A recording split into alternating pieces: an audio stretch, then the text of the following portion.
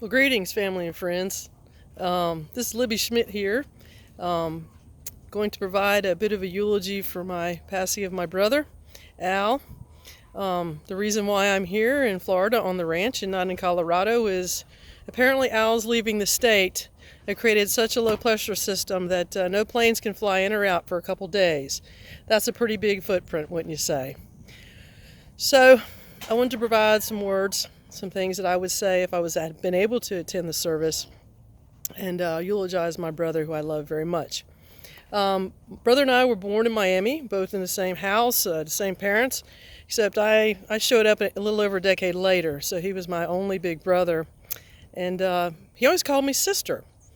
And I think finally, after thinking about this now, there may be a good reason for that.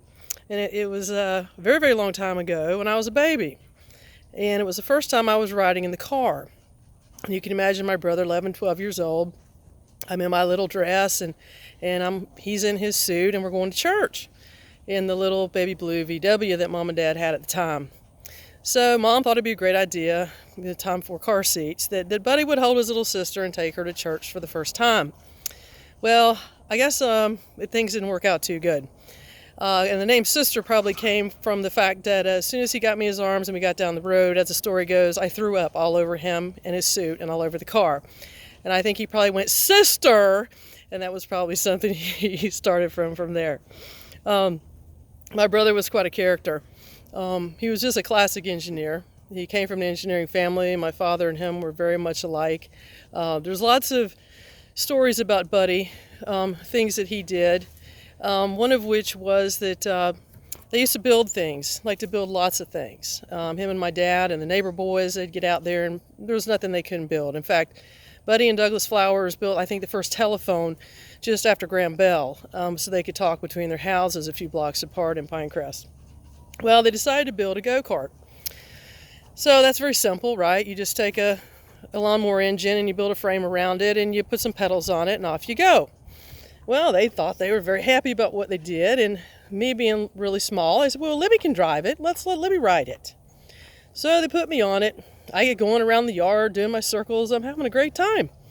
And then suddenly we realized that they had welded a gas pedal close enough to me, but had neglected to put a brake pedal for me. So I am loose, running in the yard, go-kart out of control, and I have my father and my brother running frantically to get a hold of the go-kart to shut it off and save me. So needless to say, Al and my father had a great laugh over that. In fact, there was lots of great laughs. My father was an executive with FPL. He ran some power plants, and we had a lot of hurricanes in Miami back when I was young. Some that were pretty serious, and Dad had to go, obviously, and work at the power plant, and he wasn't home. So he and my brother, Buddy, would board up the house. They had everything systematically done. They had all the nail holes fixed to which door and which screws go into which board, into which window. So it only took them a very little time to get the house all ready, and then Dad would leave. Well, it's a little scary for a kid of my age to be sitting around for a hurricane. So what I would do is I would crawl under his bed while he sat in his room quietly, comfortably reading a book or just hanging out. And I would be sobbing under the bed, and he'd say, "Sister, it's okay. We fixed the windows. Everything's going to be fine." So there was always something going on, but Al was always so comfortable because I think in his own mind he knew that whatever happened, no matter how challenging it would be, he never worried because he could figure it out. There was an instance when I was in my mid-20s, I come back from college, and Buddy was up visiting the farm. Mom and Dad retired from Miami and got a farm in Lake City. He came to visit quite a bit. Well, we had a little John boat up there. We were all excited to go fishing. And so, of course, for whatever reason, Sister had to buy the gas, had to buy the crickets, had to make the sandwiches because Al didn't spend any money. So I'm a little perturbed that I have to set up the whole trip, including making his lunch, and off we go with the boat. So we get to the lake, and we're all loaded up, ready to go fishing, the worms, crickets, everything's ready to go. We get out about 150 yards, and the boat is sinking. The boat is full of water. And I'm like, "Buddy, you were just responsible for the boat. What is wrong with the boat?" "Oh, I think I forgot to put the plug in it. But no worries. And without any kind of warning, he guns the engine and speeds along, knowing full well that the centrifugal force, or the force of moving through the water, would suck the water out of the boat. And he pleasurably put the plug back in the boat and said, see, no problem. So that's pretty much how Al Schmidt was. You would be nerve-wracked, and he would be just fine because he could figure it out. Well, there's something else that he liked to do when we came up to Lake City to the farm, and that was rattlesnake hunt. So one day in particular, I extremely remember very well driving my little Tacoma truck, riding down the dirt roads, and we spot a small rattlesnake, only about 2.5 foot or so. Well, it slithers, it's a hot summer day, it slithers off into the brush. Well, we're wearing shorts and t-shirts and flip-flops because we've been at the river swimming in the springs. So he says, stop the truck, I gotta get it. I said, you're gonna get it? He goes, I said, you don't have any clothes on, you're gonna get it, I gotta get it. Stop the truck. So I stopped the truck, out the door he is, basically before the truck even stopped, and he's racing through the brush to get the rattlesnake.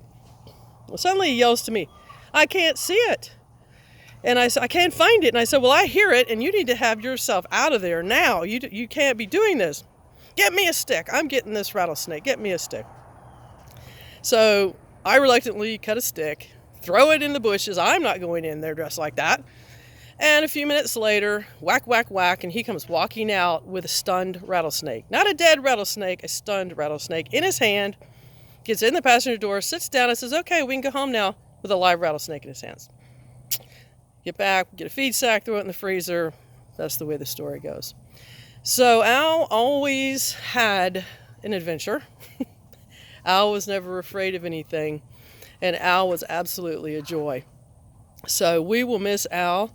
It's especially tender right now because of the fact that we had planned a trip. We went hog hunting a couple years ago, and we have to tell some gun stories, I suppose, about Al. We were going hunting in Steenhatchee and Perry out in the kind of the armpit of Florida in the swamps, and he found a place called Two Guys and a Hog, and convinces me to go. So we go, but he's toting his 7mm Weatherby rifle, his basic elk gun, his moose gun, elephant gun, whatever with him, and we think, boy, Al's always prepared with the firearms for sure. So the people at the place are going, what are you shooting? Oh, I got my 7mm. It's just dead on. It's great. So anyway, I've left some pictures with y'all if they show them about that. But anyway, we get up in the stand, and he blows off and hits his first pig. And I'm glad I had my earmuffs on because the 7mm rattled the entire rickety stand that we were sitting in at this rickety old pig place. Anyway, so we shot pigs that day. I was able to shoot one as well, and we had a great adventure. So this next week, we had planned to go turkey hunting, and we were doing some more things that we always love to do. And it's very hard to know that Al's not going to be here anymore with me and doing the adventures that we planned to do. But I know Al, and Al is in heaven. Al died doing what he did best, and that was just being Al and being out and doing things. He loved his family. He loved his mother and father, his children, his sister. Al was a very Christian man. And I know that the door that he's entering now, another thing about Al, he never shut a door. He was always going forward. He went out the door. He never shut the door. He turned a light on. It didn't get turned off. He just was always looking forward. So now that door to heaven, the most amazing door, the most beautiful door, the most gigantic door that no human can ever imagine, Al has walked through. And he is there. And he is looking down on us, and he's doing better than anyone can imagine and seeing the glories of heaven. And if nothing else can make me somewhat relieved or somewhat comforted, is the fact that I will see my big brother Al again one day in heaven. And though he will be missed, what he did, how he's been, and the life that he led will live with all of his family and all of us forevermore. And we thank you very much, Al, and we love you. Thank you.